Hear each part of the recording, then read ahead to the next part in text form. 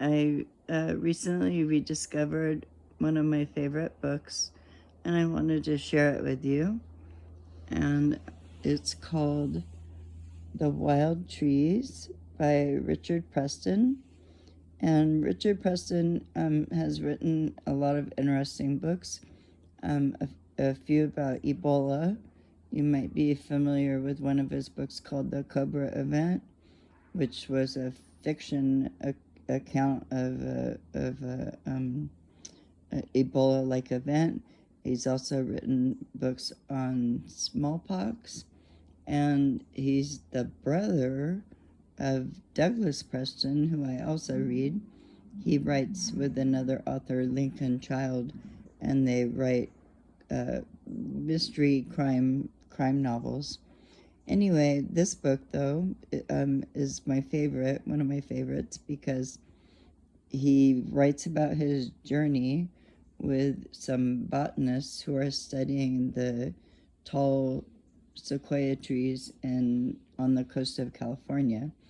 And he learns how to climb, and he goes and explores with them, visiting some of the registered tallest trees on the planet. And it's quite interesting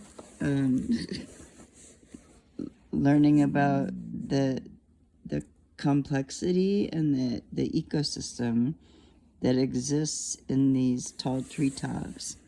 There are actually species of plants and animals that were not known to exist before they've done this exploration. This is a photo of a shrimp-like creature that's, I think, still unnamed, and they found it up there. There's also species of berry bushes that only grow in the tall treetops, and I really recommend reading this and this author. He's quite interesting. Thank you.